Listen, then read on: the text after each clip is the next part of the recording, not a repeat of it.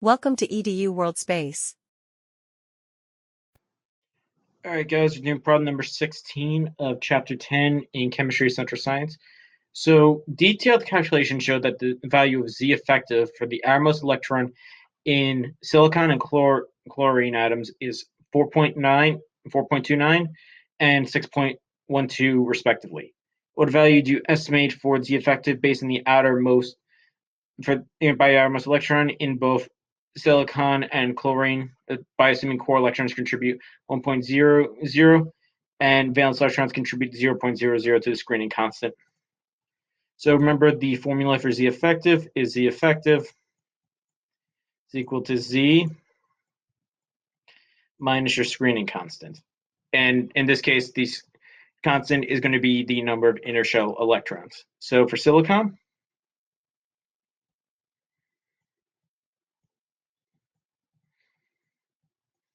it's going to be 14 minus 10 because we have 10 inner shell electrons.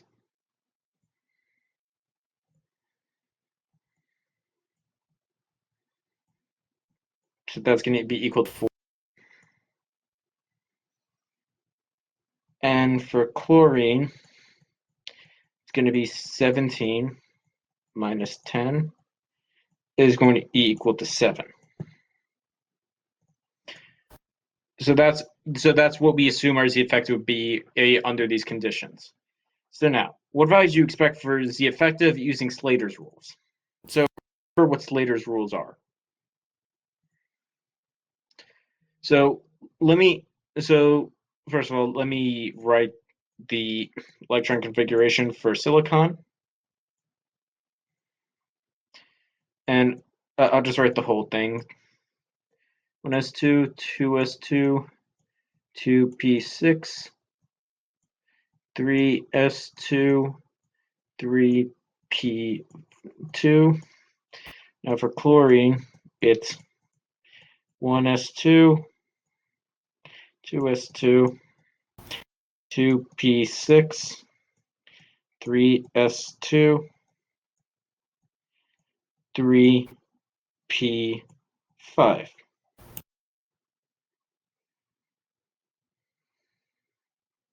Now, electrons are assigned differently in Slater's rules depending on what orbital you're in. So if electrons are at n, which would be our valence shell in this case, you're going to have them weighted at 0.35. For n minus 1, they're going to be rated at 0.85. And for n minus 2, they're going to be rated at 1.0. So we have Slater's rules because we're trying to account for the degree of shielding. Because remember what effect nuclear charge is. In our atom, we have a positively charged nucleus, and we have different orbitals of electrons rotating around it. Revolving around it, I should say. And that's rotating and technically, but the reason that outer shell electrons don't feel the same degree of positivity from nucleus as inner shell electrons is because inner shell electrons, because they're negatively charged, they actually screen some of the positive charge from the nucleus. So if you read about Slater's work, the degree of shielding is going to depend on what level you're looking at. Like electrons are going to shield depending on how condensed the charge is in a specific orbital. For example, if electrons are very condensed, you're going to have full screening. Let's say you have 2 electrons in orbital and they're fully screening, they're going to screen out at some the positive charge, and you're going to get exactly, they're going to screen out exactly a factor of 2 from your charge. So let's say you have a nuclear charge 7, if you have complete screening from 2 electrons, you would get an effective nuclear charge of 5. Sometimes the electrons are not as condensed, and you're not going to get full screen. So that's why we have to have these rules in place. So we're going to use Slater's rules now. Now, remember, we're referring to 1 electron in our valence shell. So when we are calculating the screening from valence shell, we're going to calculate electrons other than that one we're picking. So since, for example, since chlorine has 7 valence electrons, we're only going to apply 6 to the screening effect. Similarly, so silicon has 4 valence electrons, we're only going to apply 3 for the screening effect in the valence shell. So now let's do this. So for silicon,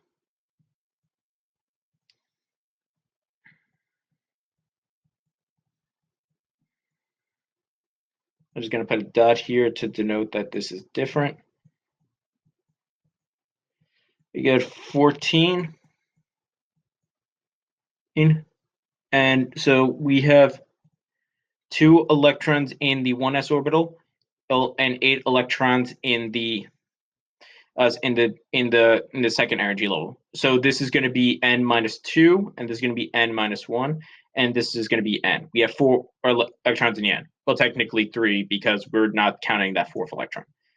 Times 2 times 1.0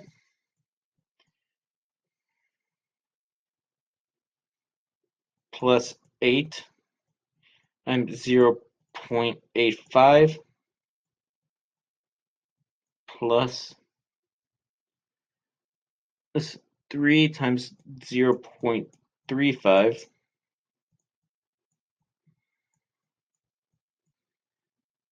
so that's going to equal 4.15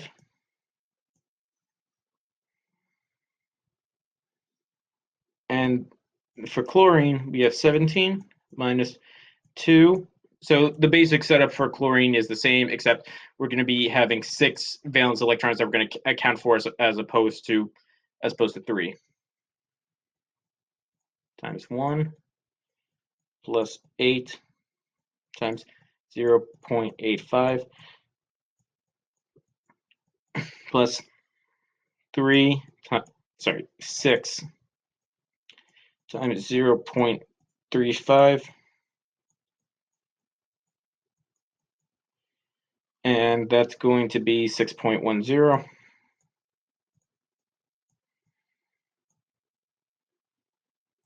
So those are going to be the effective nuclear charges if we're assuming Slater's rules. So we can tell based on our, in fact, let me just write this down just to organize things better. So we have 2 values for Z effective.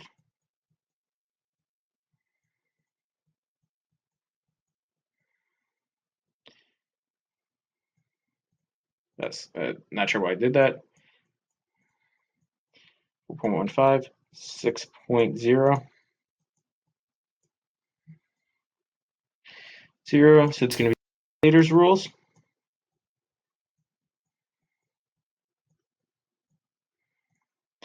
And now we have ZSI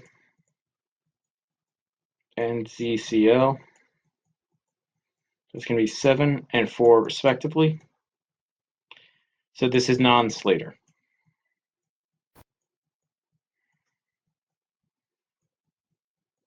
And now we're going to get our calculated.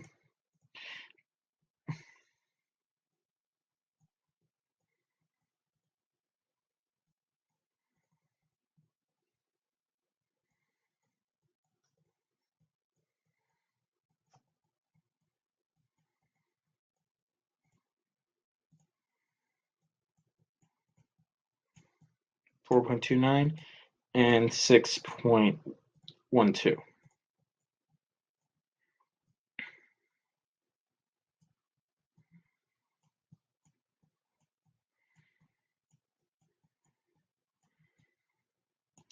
So now we compare the accepted to both the values gotten from using our Slater rules, the values gotten from non-Slater. And as you can see, the values from our Slater rules are significantly more accurate than from our non-Slater rules. And that's to be expected because Slater rules are specifically designed to be more accurate.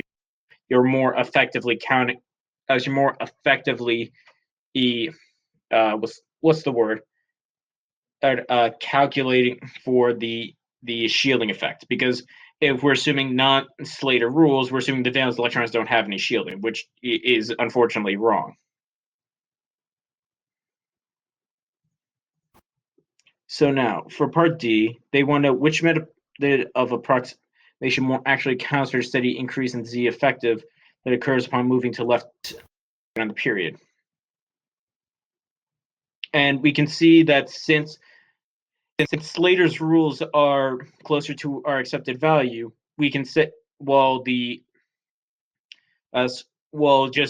non-Slater rules overestimate the change.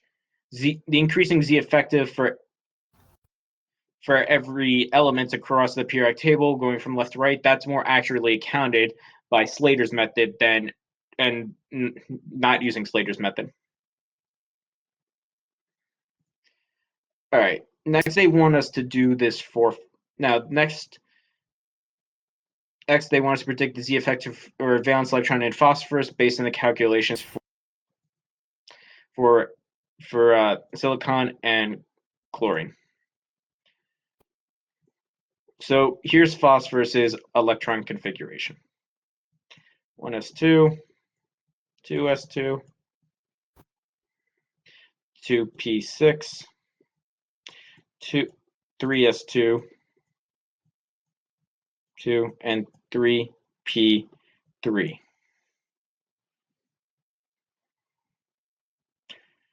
So first we're going to do the generic Z effective. So Z effective. Remember, get 10 core electrons, so 15 minus 10 is equal to 5. And let me just change it to ZP instead. It's easier.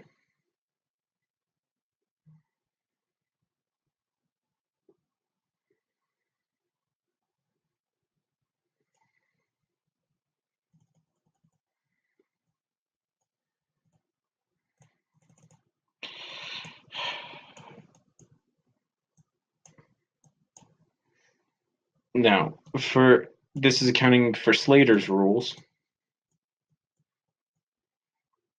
So we got 15 minus 2 times 1.01 because we have two 1s electrons, plus 8 times 0.85 because of electrons in our n equals 2 energy level,